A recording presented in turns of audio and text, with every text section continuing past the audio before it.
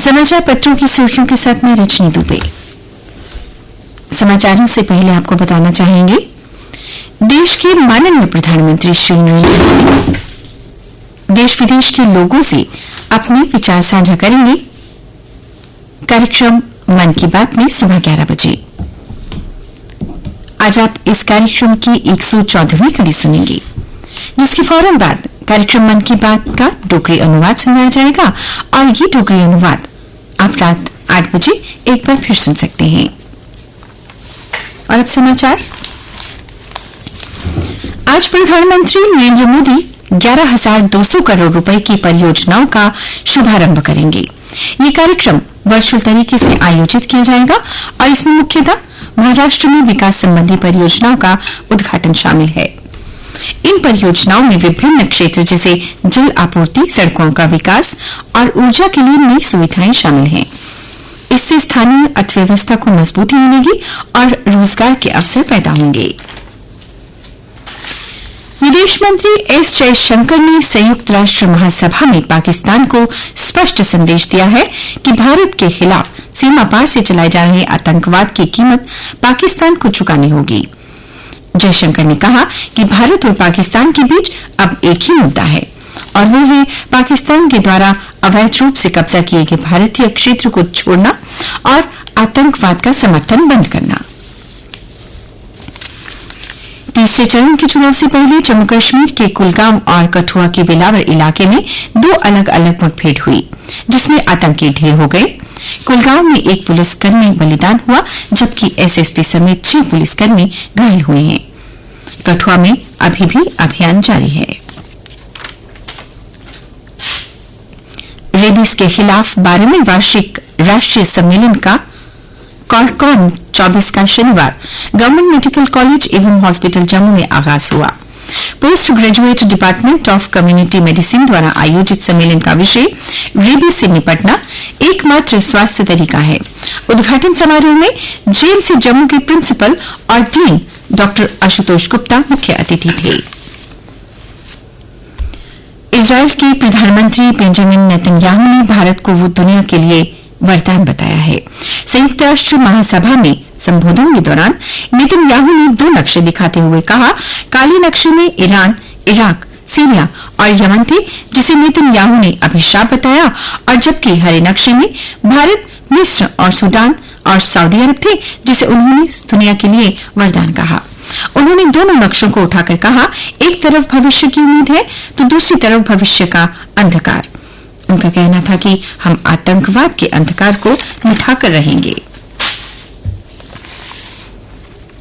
अमेरिकी रक्षा मुख्यालय पेंटागन ने कहा कि भारत और अमेरिका के बीच साझेदारी काफी मजबूत है।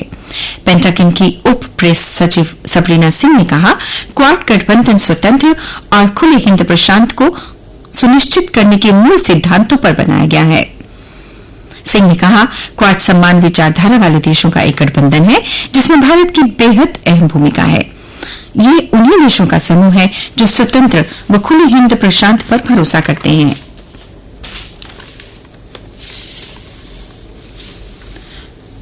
विदेश में भी वंदे भारत का जलवा कनाडा समेत कई देश चाहते हैं खरीदना। ट्रेन की कम लागत आकर्षण का बड़ा कारण है। प्रधानमंत्री मोदी के मेक इन इंडिया नीति के तेजस फाइटर जेट के बाद दूसरी सबसे बड़ी सफलता है। जापान की बुलेट ट्रेन से कम समय में पकड़ती है रफ्तार।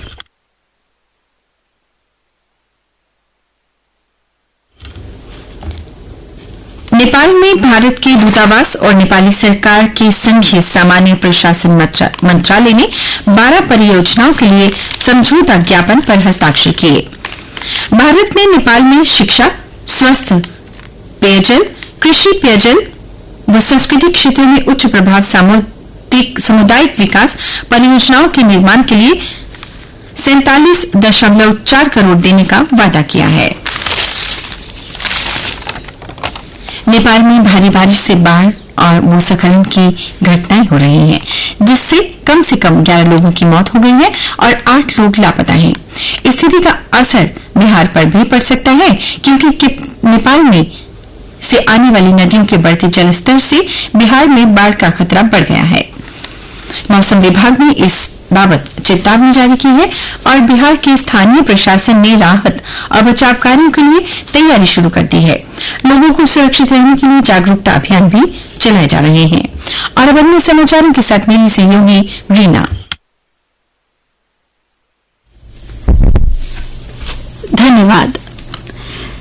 सीबीएसई ने वर्ष 2025 की बोर्ड परीक्षा की बेहतर निगरानी, निष्पक्षता और पारदर्शिता सुनिश्चित करने के लिए सभी केंद्रों में सीसीटीवी कैमरा अनिवार्य किया है। अब जम्मू एम्स में कीमोथेरेपी की सुविधा भी शुरू। एम्स निदेशक ने कहा, अब कैंसर के मरीजों को राज्य से बाहर जाने की आवश्यकता नहीं। उपराज्यपाल मनोज सिन्हा ने शनिवार को राजभवन में पेरिस पैरालंपिक 2024 के कांस्य पदक विजेताओं शीतल देवी और राकेश कुमार से भेंट की और उन्हें सम्मानित किया। वर्षा और हिमपात ने कराया घाटी में ठंड का एहसास। पूरी घाटी में तापमान सामान्य से 3 से 4 डिग्री नीचे दर्ज किया गया। मौसम की सटीक जानकारी हासिल करने के उद्देश्य से केंद्रीय विश्वविद्यालय जम्मू ने शनिवार को अपने Satish Dhawan centre for space science ISRO centre से चौथा रेडियो सोंडी मौसमी गुब्बारे को छोड़ा है। ये गुब्बारा मौसम संबंधित जानकारी का जरूरी डाटा एकत्रित करने व जलवायु परिवर्तन के कारणों का पता लगाने में मददगार साबित होगा। और अब खेल समाचार। बांग्लादेश के साथ खेले जा रहे टेस्ट सीरीज के दूसरे मुकाबले में वर्षा भारत के लिए विलेन बन सकती है। चेन्नई टेस्ट में 1-0 की बढ़त हासिल कर चुकी भारतीय टीम कानपुर में क्लीन स्वीप के इरादे से उतरी है, लेकिन पहले दिन से रुक रुक कर हो रही वर्षा विश्व टेस्ट चैंपियनशिप में उसकी डगर को कठिन कर सकती है। भारत के सबसे तेज गेंदबाज राजधानी एक्सप्रेस मयंक यादव को शनिवार को राष्ट्रीय क्रिकेट अकादमी में लगभग 5 महीने के रिहेबिलिटेशन पूरा करने के बाद बांग्लादेश के विरुद्ध 3 मैचों की T20 सीरीज के लिए भारतीय टीम में शामिल कर लिया गया है। जम्मू कश्मीर की रणजी टीम चयनित। श्रीनगर में मुकाबला 11 से, जम्मू के GGM साइंस कॉलेज में 13 से 16 नवंबर तक त्रिपुरा की टीम से होगी भिड़ंत। जम्मू कश्मीर में सीनियर नेशनल वुशु में जीते 12 पदक। देहरादून में हुई प्रतियोगिता में प्रदेश के खिलाड़ियों का शानदार प्रदर्शन। सूर्य भानु व कामरान ने भी जीता एक स्वर्ण पदक। और अब मौसम। आज जम्मू संभाग में मौसम साफ रहेगा। कल का अधिकतम तापमान 32.5 डिग्री सेल्सियस और न्यूनतम 22.2 डिग्री सेल्सियस रिकॉर्ड किया गया। आज सूर्यास्त होगा 6:20 पर और कल सोमवार को सूर्योदय होगा 6:25 पर।